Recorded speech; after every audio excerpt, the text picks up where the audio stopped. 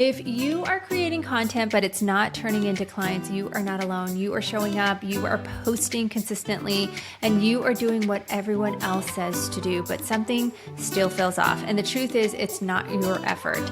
It's not even your strategy. It's trust. And that's exactly what we're unpacking in today's episode. I am joined by Chelsea Peitz, who has spent nearly 2 decades studying how trust is built online and what actually makes someone go from scrolling to saying, I want to work with you. And in this conversation, we break down why more content isn't the answer, what actually is happening in your audience's brain when they decide to trust you, and how to stop performing on social media and start connecting in a way that actually converts. If you feel like you've been hitting a ceiling with your content or you're overthinking every post, this episode will completely change how you show up online. Let's get into it. How do entrepreneurs, thought leaders, and experts like you scale a massive business all while having fun and impacting lives? Welcome to the Play Bigger podcast. I'm your host, Raquel Quinnett, business coach, real estate entrepreneur, investor, wife, and sports mom. This podcast will give you real quick tips, strategies, tools, and inspire you to play bigger in business and in life. Are you ready? Let's grow to the next level.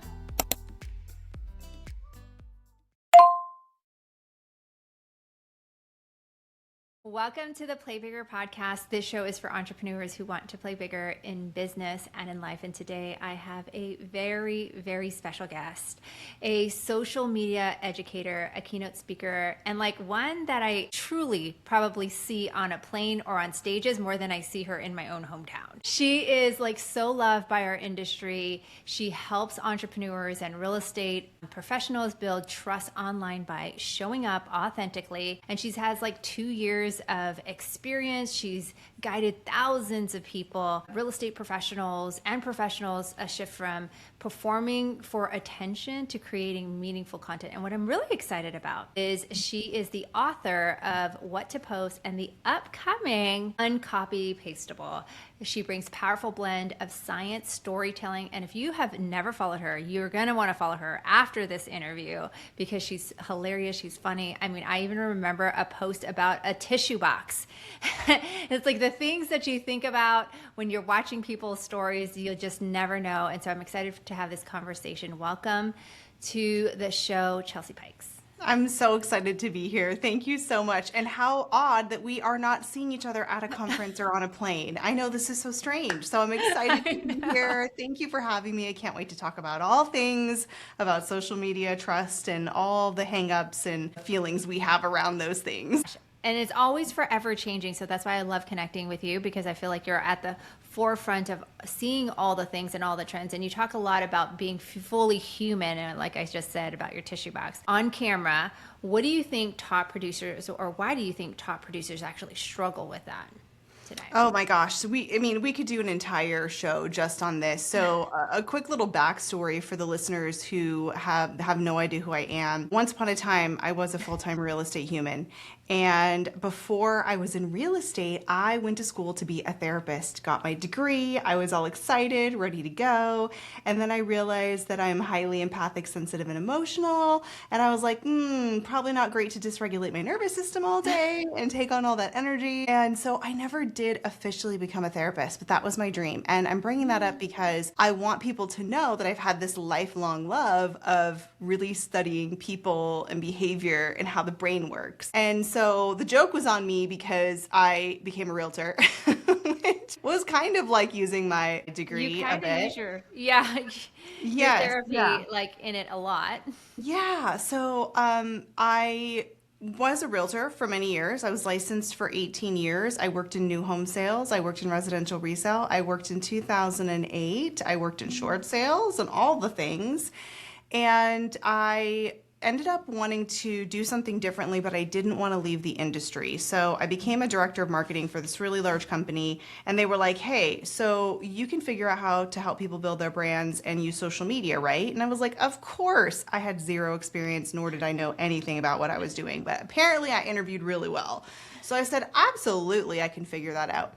And so as I was figuring out social media, because there were no people really like me back then, there weren't a lot of YouTube videos, I started to get very overwhelmed. And this was before social media was overwhelming.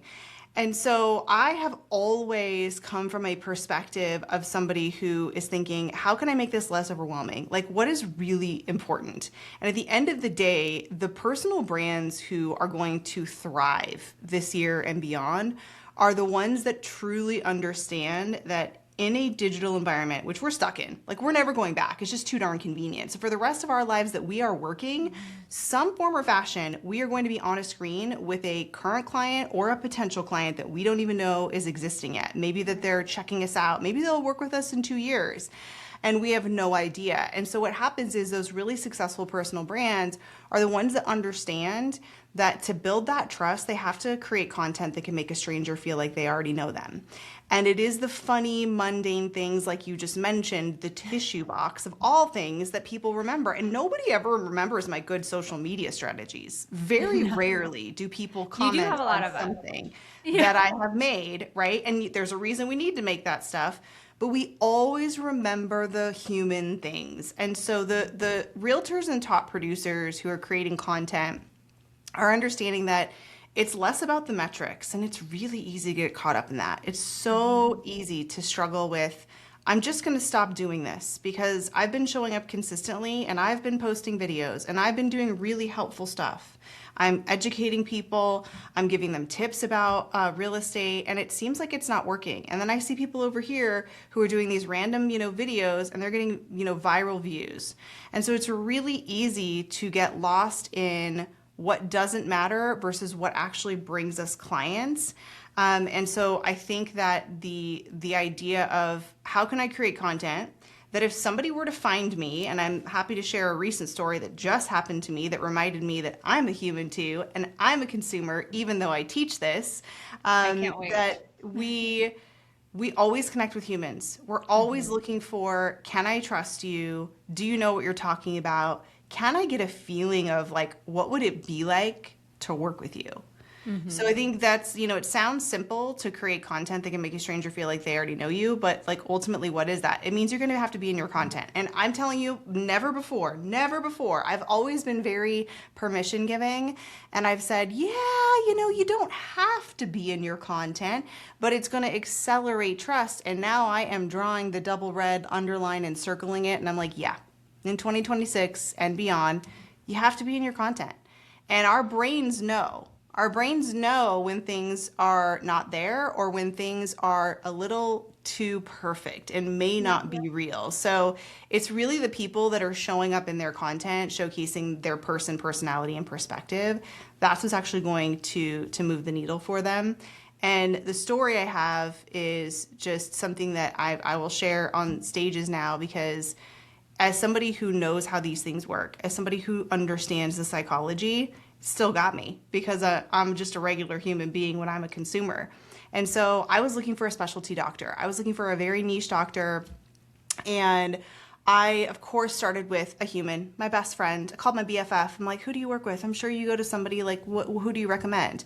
She had raving reviews about this person. I, of course, went and researched all their stuff. And I tried to see if there was social media. There wasn't a lot of social media, but there was like a really beautiful website. And I was like, well, my friend like trusts them and uses them. Okay, great. So then I was like, well, let me go to ChatGPT. Go to chat. Of course, I get like, 7 people.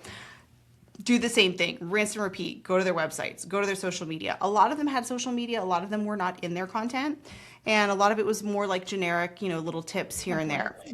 Then I went to Google because I was determined. I was like, no, I need to feel the click. Like, I will know when I find the right person. So I went to Google, same thing, rinse and repeat. I kind of gave up for a while because I was like, well, I'm just not really feeling like this is my person. I don't know. So I let 2 weeks go by. I'm scrolling on TikTok. Here comes a TikTok from someone I don't follow, I've never seen before, that happens to be talking about the very specific blood labs that you need to get for exactly what I was looking at. And it was saying, and by the way, what you probably don't know is that your doctor didn't tell you to get this, this, and this, and let me tell you why you need it. I've said, oh, this is interesting. This is exactly what I've been looking for. So what did I do? I didn't like it, didn't comment. I went and rabbit hole down 20 more videos. Found out that the person who's in the video sitting in their office, like talking to me like I'm their patient, actually had the same exact thing happen to them. Didn't like any of those. I didn't comment, didn't share. I went to my laptop, went to their website. They're out of state. They're not even in my state. I didn't care. I gave them $1,500, signed up, and became a patient. And it was because of those videos. And that's how it works. We are educating ourselves first. We are looking for people who can answer these super boring, specific niche questions that you're like, oh gosh, nobody's going to engage with it. Yeah, you don't care if anyone engages because I just gave you my credit card.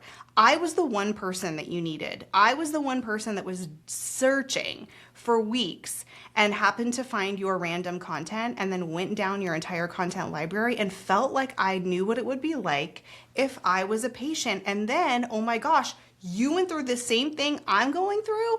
Absolutely sign me up.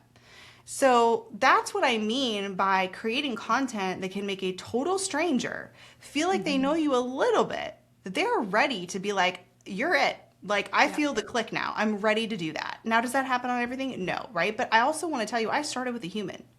I went to chat. I went to Google, right? Eventually it found me on social media, right? But that's really how we work often. We don't realize it consciously, but we're always trying to take mental shortcuts on, can I trust this person? Do I feel like I would know what it would feel like to work with them or hire them? And of course, we can't ultimately trust someone just through a piece of content, but it can help accelerate in those micro moments as long as those right signals are available. And the right signals are, if you're in it, that is a really big signal, because literally the signals that build trust and trigger it in our brain and our bodies, those haven't changed. The only thing that has changed are the mediums through which we perceive those signals. So we need to still have the signals. Yeah, I love that story. And I almost feel like you had that content of like, she gets me. Mm-hmm. Or that right. doctor, or he gets me. Yep, like, yep. He I was like, she gets me. She knows exactly what I'm talking about. Yeah. Mm-hmm, So like, to expand on that, like, what do you see the difference between brand versus like human content, like connection content? I don't think there's a difference. As somebody who is like an actual human, now if I were talking to somebody who is a corporation, okay, and corporations are really struggling to create that connection and that build that trust, because humans connect with humans. And so if there are no humans or repeating or regular humans that are showing up, it can become harder to actually have that happen. So the branding is really what I think of three things. And I sort of mentioned this, like, you know, already. It's three things. It's the person, it's the human, it's the personality, right? Now, you don't have to have an entertaining personality. You don't have to be an extrovert. I'm actually a private person. I'm an introvert. People are very surprised to hear that. But you can get a sense of my personality from the background behind me, from, you know, the clothes that I'm wearing, from how I speak with my hands, for the words that I use, right? So those two things are really the only original things that we have. And then the last one is the perspective. So you've got personality. If you're in your content, you got those two covered. They're just going to come out. Right. The perspective part is kind of the scary part, because that's where people are like, ooh, no.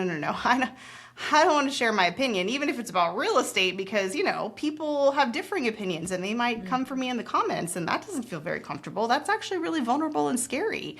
So when I tell people about perspective, I let them know, yeah, it is your opinion if you want to share that. It's also your analysis if you want to share that. It's your interpretation, or how can I make this, you know, sound like simple, plain English if you have no idea what I do. It's also sharing your stories, your lived experiences, like, hey, you know what? I've been doing video for 15 years. Here's what I've learned. Versus saying, here's what you should do if you want to make video and do it well. I've earned the right to say that, right? But if I'm just sharing a story, that is part of my perspective. Now, the only way to make original content is to have those three things in it, because there is literally no new content on the planet, especially when it comes to You heard it here, and she's so right. Especially when it comes to real estate. Everybody has answered all the questions. Everybody has talked about all the tips. Doesn't mean you shouldn't talk about them. The important part is that you have to have those three things in it to make it original. Yeah. And so that's the most important part. So I think those are that's when I talk about brand. But when you're doing human content, you're the brand, you're the product. I always tell people, The product is you. The byproduct is the house, right? But you are selling you and your trust and your connection. And so ultimately, you are the product. Trust is the product with you. And you're a human being who happens to sell real estate. You're not a realtor that happens to be a human being. And so it's important to remember that by showcasing you as a human, as a brand, whether you're talking about real estate tips, market updates, FinCEN, title and escrow, or you're talking about the 5 favorite books that you like to read, it's all a part of connecting you as the human. But what's not really working anymore, because there's so much content and our brain is so used to seeing people now and we expect to do that, is if it's only stuff without anyone in it. If it's only stuff from Canva, I love Canva, use it all the time, not saying you shouldn't use it, but if you're never in the content and it's perfectly curated and edited, you're going to have a much slower process to converting people from seeing your content to actually communicating with you and converting with you. So that's the most important part. So you can be successful with just that, but it probably is going to take you a lot longer than somebody who is infusing themselves and their personal brand into their content as well. For an agent that is stuck with content, because there's so much out there, I feel like right now there's a lot of like AI tools. People are overloaded with all this information. What would be your advice for somebody that's hitting a ceiling with content, or just like, you know what, I just want to start, or I want to start over?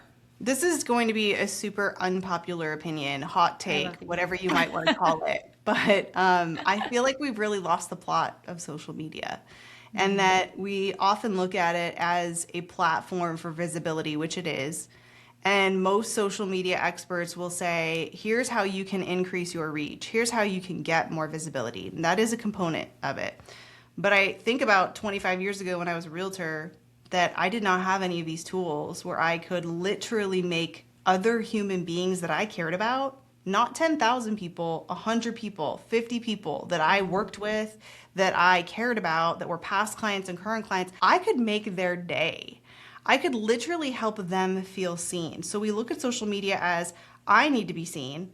Whereas if you flip that around, it is a powerful tool to help other people feel seen.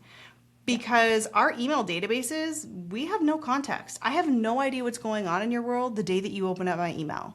But if you post that your family is celebrating a birthday, well, then I have context. And I know exactly how to help you feel seen. I'm going to say happy birthday, right? Maybe you haven't had a great day. Maybe you've had a loss. And I know how to help you feel supported.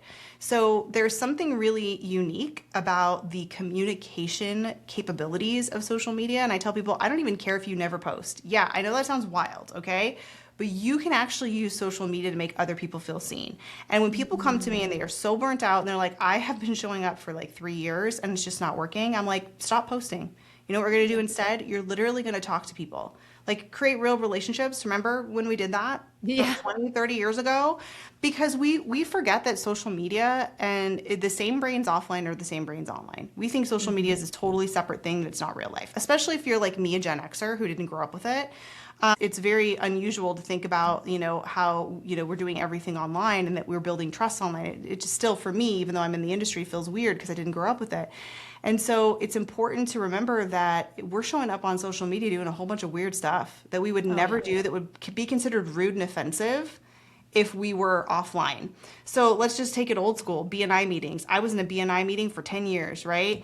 And there was always somebody who would come in every now and then and they would join and they would like not really talk to anyone and they would kind of sit in the corner and like, sit at the edge of the table and have lunch and maybe once in a blue moon would give a referral. Well, was that the person that everybody was referring to? No, because nobody knew them, nobody had connected with them, they weren't showing up. It's literally the exact same thing on social media. And by the way, it's real quiet in the inbox right now because people are all complaining that engagement is dead. Engagement is not dead. It's totally changed because of the way the platforms make us consume these things like TV now. We silently consume and we forget or just don't even think to potentially click a button. Auto scroll is coming. I have auto scroll. I refuse to turn it on.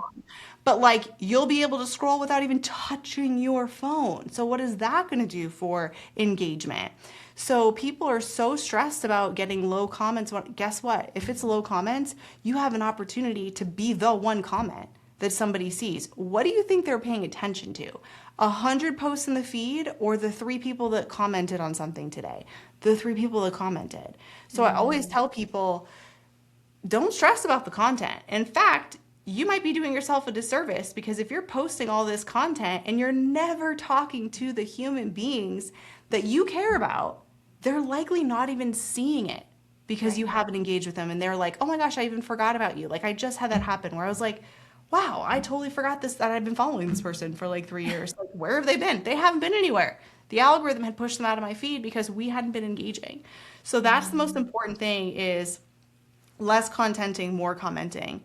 And man, does it really help you regulate your nervous system. Less contenting and more commenting. Yeah. And it certainly helps your nervous system feel a whole lot better too.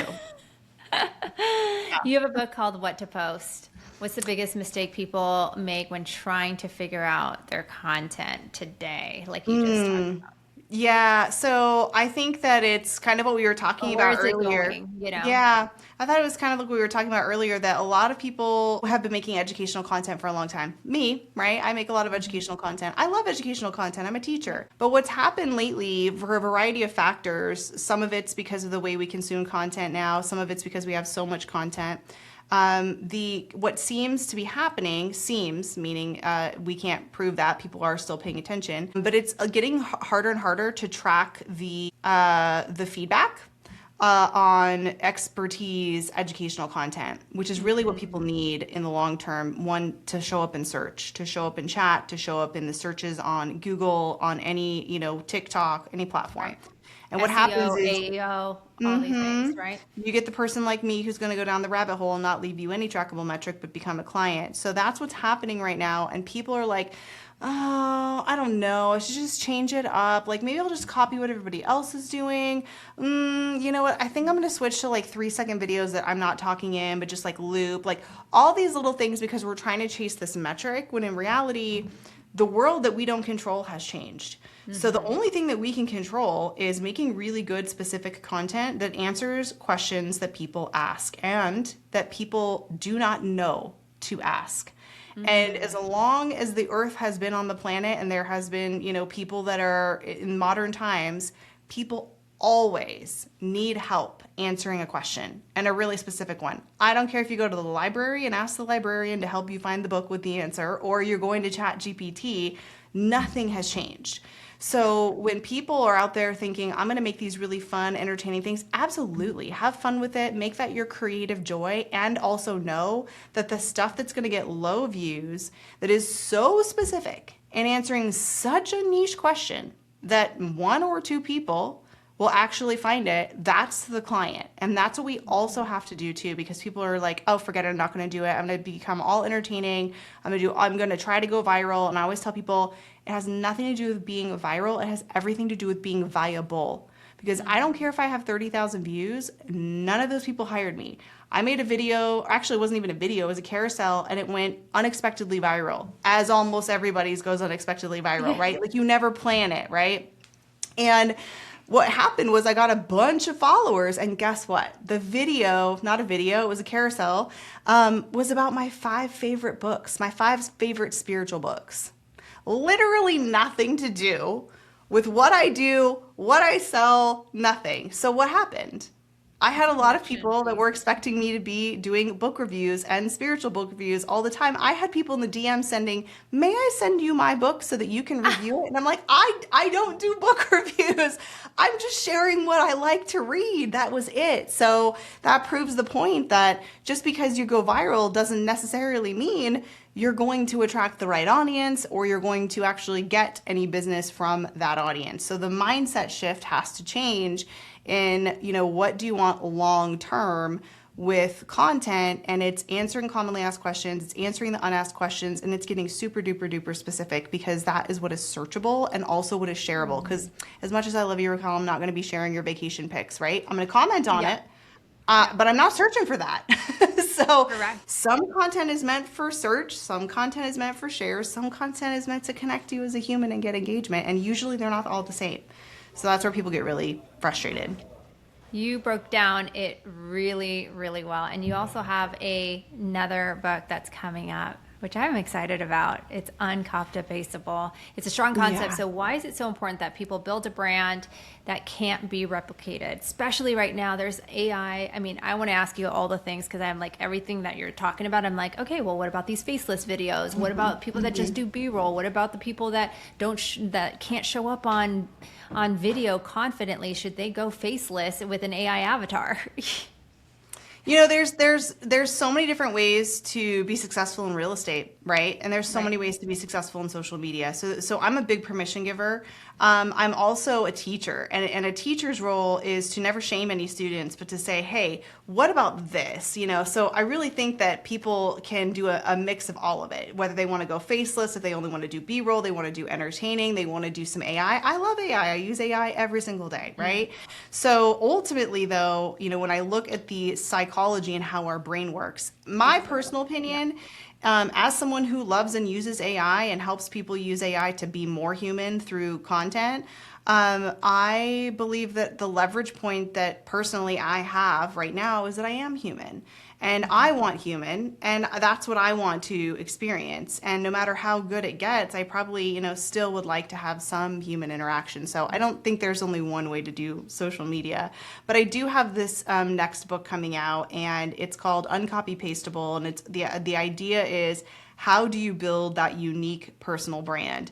How do you use social media, especially for you if you're an elder millennial, a Gen Xer, or a boomer, who knew worlds before social media and quite frankly feel uncomfortable and maybe even a little bit resentful that you feel like you have to be a full-time content creator first and a real estate, you know, human second, or whatever your industry is. It's not just for real estate.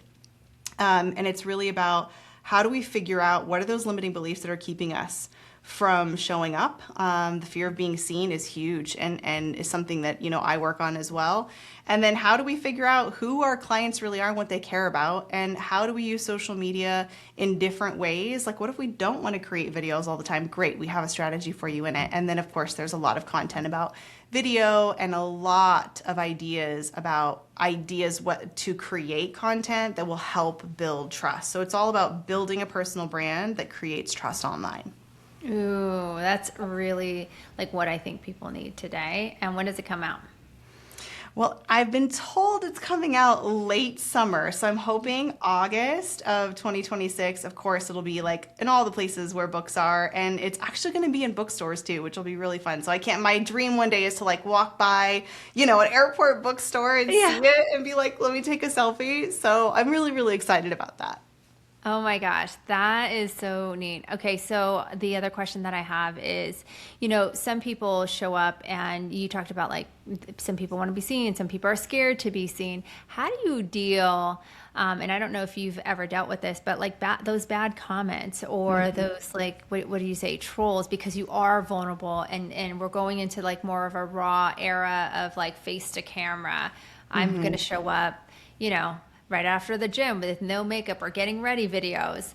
How do you like, what would your advice be to some of those that are showing up that way but have those types of comments? Yeah, there's kind of like two schools of thought, and I think they both go together. So one is rip the Band-Aid off. People are strangers, you don't know them, and just block them. Block and bless, right? And that is, you know, that is advice, and that also feels scary to me as in my system and my nervous system. I'm still like, ooh, okay, well, I don't know if I like that. I'm more of a baby stepper. So there's two ways to do it. You can rip the Band-Aid off and go for it and be like, I'll just block people. It is what it is, you know, self-love, etc. But I'm really self-aware, and I've really worked on my sensitivity and fears of being seen and overcoming limiting beliefs. And so what I would recommend if it were somebody who's like, yeah, I don't think I want to rip the Band-Aid off. That's okay. You don't have to. But like for some people, they know themselves, and that's like the best way to do it. I would start by creating content for people that you trust. And that means story content, Instagram stories, because nobody sees that but the people that follow you. Those are people that already like, know, and trust you. If you are terrified of getting on the camera, I would never have somebody talk directly to the camera if they are terrified of it. I would start by doing stories, maybe narrating a few things where the camera is not on you, and having your pet or your kid, if you decide to include them in your social media, is always helpful because you're focused on them. So there are ways to do exposure therapy, if you will, to help you baby step your way into it. Because sometimes if you go to the extreme, you're not coming back. And if you're like, that was a horrible experience, I don't ever want to do that again, then we've lost that opportunity. So there are the rip the Band-Aid offers, and then there's the people that need a little bit more of slow ease in. So you're going to start with stories. Then you're going to show your face, right? Remember, it's going to disappear in 24 hours. People don't expect there to be any hooks, any editing, anything on stories. So it's a lot less pressure. You're not delivering a PowerPoint. You're not delivering a tip of the day. And then I would put you in B-roll. I would say, okay, let's get you in the office. Let's get you in a house. Let's get you with your clients. We could put some text on it. And then we would do voiceovers. The very last place I would go is video, talking directly to the camera for that type of person. Right. Because it's so stressful. And that's what I did. I just ripped the Band-Aid off. I didn't watch myself back for 5 years. Don't recommend it. But I was super self-aware. I must have deleted it multiple times. Yeah, I would rage re-record 35 times. I was not the same person at take 36 that I was at one. And it was cringe. It was awful. I would sweat. I had no idea what I said after I, hit the record to stop it. And I knew that if I watched it, I wouldn't make any more. I don't recommend that strategy, but it is a strategy. And I did what I needed to do for myself. So I wish I had some of those tools. I wish I had just started with stories. I wish I had started with some B-roll. So there are ways for you to put yourself and your perspective into content without directly talking to the camera. Now, at some point, after we've been doing that for a while, then we'll move into, okay, let's try a few things talking to the camera. So there are arcs, there are spectrums, and you can pick and choose either one you want. And, I would have gotten much better, much faster if I did watch myself back. If I did take the cringe and say, oh my gosh, I'm going to watch this and I'm going to study it and I'm going to get better. Some people love that. Some people hate it. It's like some people are like, give me the bad news first. Some people are like, give me the good news first. So self-awareness is the best marketing tool you will ever have. And you need to know where you lie on that and that there are options. And that's what my book is about. It's about options. It's not like, hey, here's the one way to do social media. Stuff yourself into it and try it, because I've tried all that and it works for a while until it doesn't. And then you're like, I hate this and I don't want to do it anymore. And this is no fun. How do people get over the overwhelm? We hear it so many times in our industry that, Raquel, I'm overwhelmed with the social media. Yeah, usually when it's overwhelm, it's a few things that we talked about. It's the mindset, the fear of being seen, which is overwhelming. It's also the idea of having to be everywhere every time, because they've heard some incredible speaker who has a team of 800 people that is then posting 30 times a day, and it's like, wow, I that feels overwhelming. More. More is not always better. It's just more.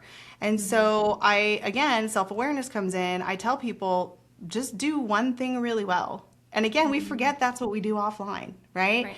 You can do a whole bunch of things, but if you want to do one thing really well and you want to double down on it and grow, what you focus on expands. I tell people, just be on one platform. Just be on one platform. Some people are like, I can't do it. I'm like, okay, good. I love that for you. If you get out of bed in the morning, you're like, I can't wait to make content and post it everywhere. I love that for you. A lot of people are like, thank you for the permission, because I'm overwhelmed. So if that's even overwhelming, then pull back from posting and just talk to people. So there's so many different ways that you can dial back, you can dial it up, and you don't have to do one thing or the other. I know if I was everywhere and posted more often, I'd grow a heck of a lot faster. I'm cool with not doing that because my nervous system is really grounded right now.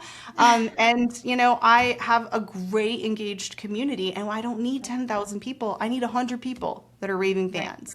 So I do social differently and give permission, and people can post 5 times a day if they want, or they can post once a week or not at all and just talk to people. I love that, Chelsea. I actually see a trend happening right now is that I think a couple years ago and even a couple months ago, it was like volume, volume, volume. Post 3 times a day, 5 times a day, you're going to get viral stuff. But I actually see people going deeper with their content and talking human or talking to that person that they are like their ideal customer, their ideal avatar. Yeah. Like problems, situations, raw. So I do see that there's been that shift. Where do you see content going in the next couple of years, and what should agents be looking for? Yeah, I think, and I've been saying this for a lot of years, and it's funny because the super edited, beautiful cinematic things, like, yeah, the more a trend right now is going towards less edited. It means probably in 3 to 5 years we're going to go back to the cinematic, right? It always Yeah, it's cycles always back. And so I would say, what you're seeing is like the FaceTime content, the story time content, just talking to your phone, which really is Instagram story style. Back in the old days of Snapchat, that's all we had. We just literally talked to the camera. So I think we will continue that. I wouldn't be surprised if we see more AI involved in content in some form or fashion. And I think we'll continue to see more human stuff, just talking to people and just giving it. I hope this is going to be the trend. This is what I think I'm seeing is there was a lot of people 10 years ago that were like, oh, I don't want to give everything away online. But I feel like now people are really seeing the benefit of just give it all away. Like I will teach you all the things. You don't have to sign up for my mastermind because what will happen is then they do because you did give them all of the stuff and you packaged it in a way that person was like, oh my gosh, the way you explained that, like the biggest compliment I ever get as a teacher, and this just happened to me this last week, is somebody said, the way that you broke that down was like so helpful and not confusing. And I was like, yes, I'm a neurodivergent. Like I struggled. And let me tell you, I wanted that when I was younger, and I didn't know that my unique brain was something that was a benefit. And just the way that I do things and learn and pick things apart and move them around, I had no idea that was going to be helpful to people. And that's just how I, broke it down. So I think those are some of the things that I see as people giving it all away, which is amazing. We'll continue to see more and more content. And I think probably a lot of like private communities, because people are really craving connection. Like people really want to feel like they're part of a community, not just doom scroll for 3 hours and see a bunch of stuff and not literally remember anything that you saw. Yeah. Yeah. Speaking of like content, community, systems, I love how you always break things down, and I've said that. And like there is the teacher in Chelsea. What would you say are some of your like favorite tools, like for those that are listening right now, going, how do I make my life easier? I love everything that she says. What are some of your favorite tools? Yeah, I already mentioned I love AI. I mean, I love Claude, fill in the blank with whatever AI you like. And there are so many things that, like what I did, like for example, when I was writing my book, I put all of my information into it and said, now let's take the opposite approach. And what do you could poke holes in here? So I use it like a sounding board. I use it like a partner. I think AI is so helpful, not in like, hey, write this video script for me. I would always say, yes, have it help you get started with something, but then it's really up to you to really put, yourself in it, because we all know it hallucinates, it's pulling stuff that could be other people's. I mean, there's a lot of things that aren't so great with it yet. But we'll continue to see AI being a really helpful tool. Like I said, everybody's kind of got their favorite. I like Claude. I don't know. I think it feels like it has more of my personality. It kind of gets me more. I find lately that ChatGPT feels a little like short and quick for me. And I'm like, I don't know. So for my style and the way that I like to talk and write, I'm really enjoying Claude. I think that simple is always better. I know that, people are probably laughing, but like I literally love a notebook. Like that is where I keep all my ideas, a written notebook. I have all the digital. I know, I have all the digital, but just, teacher. Again, I also teach about brains. If you write it down, your hand on the paper will connect with your brain. So I like to keep it simple, and it's funny, but it is true. Everybody says, well, what's the best tool for X in real estate? Literally the one you use. Yeah. I try to keep all the excuses away. Why? Because I know myself, I'm self-aware. If I can find an excuse like to just like edit something for 12 hours on my phone, My gosh, my husband would come home and be like, babe, I was so busy today. I edited a whole 7-second video for 12 hours and it was great.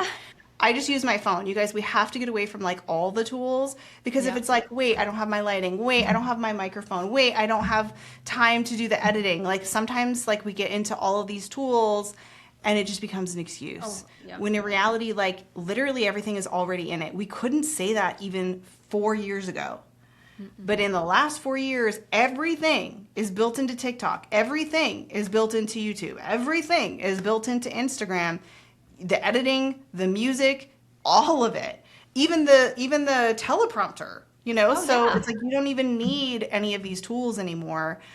So I think the simpler, the better. The one tool that I give to people a lot that love to have a tool is I call it my 17 by 3 matrix. And it's just 17, you write, 17, 1 through 17 on a piece of paper on your spreadsheet if you must, but 1 through 17, right? And you're going to have 3 columns and you're going to come up with an idea for those 17. So let's just say it's 17 questions, top questions that people are asking you, right? Could be a whole bunch of different things, but just to keep it simple, come up with 17 questions. If you can't come up with it, I'm sure ChatGPT can help you. Okay, Oh, so yeah. you get your 17 questions on there.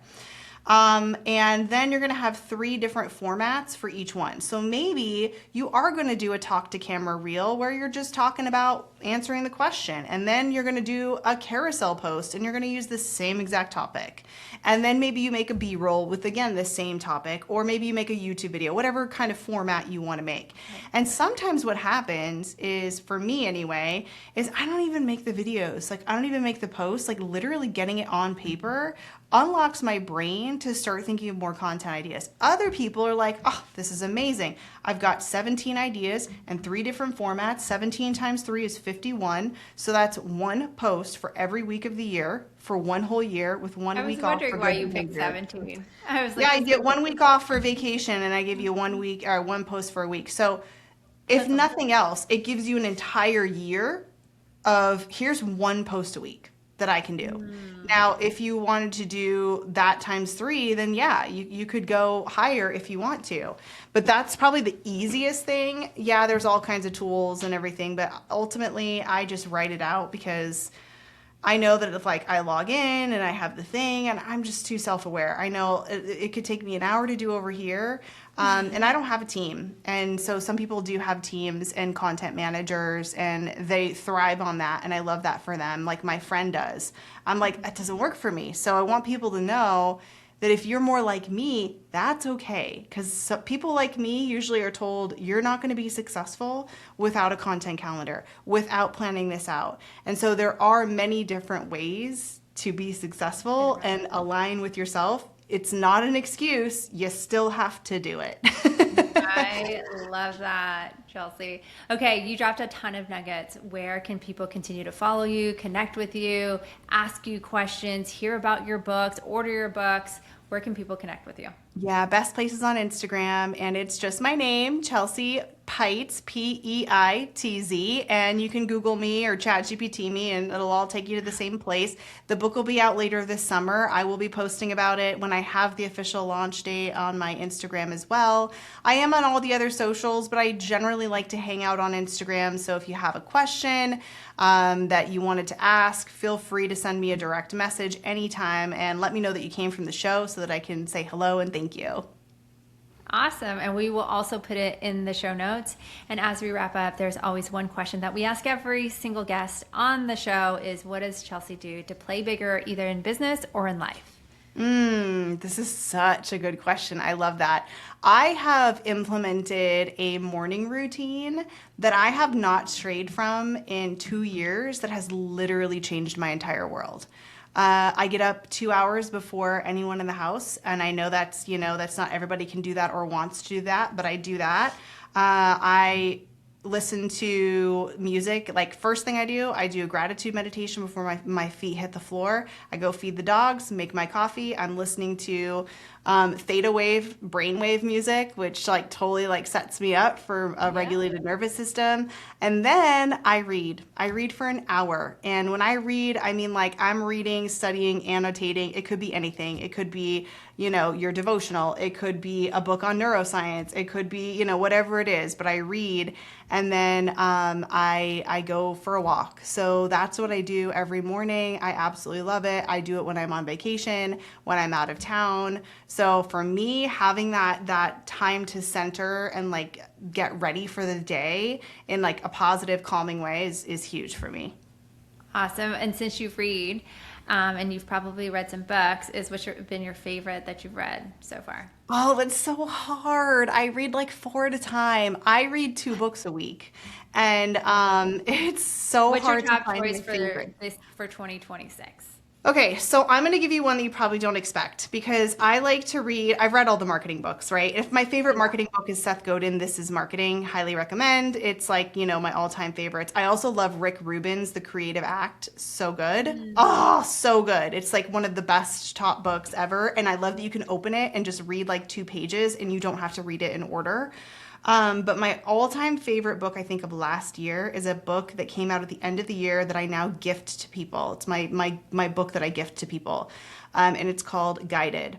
And it's not marketing. It's very like spiritual woo-woo, and it is such a beautiful book that I cried in every chapter, and I've given it 3 times to people already. So this is the book that I gift to people, and it's about signs from people that, you know, are no longer with us on this earth and how you know, see them, and it's just really beautiful, and I love it so much. I love all of her books, but Guided is my favorite from last year. Sounds like a very powerful book. I wrote both of those books down. So I truly want to thank you so much for being on the podcast. I have waited for this podcast and I was so happy she said yes, because obviously you know why I would want her to be on the podcast. She has so much knowledge to share with the world, and I can't wait for your book to come out and support it and give it to some of our listeners when it first comes out. So thank you, Chelsea. I wish nothing but the best, and I am always continuing to support you in playing bigger, my friend. Thank you. Thank you.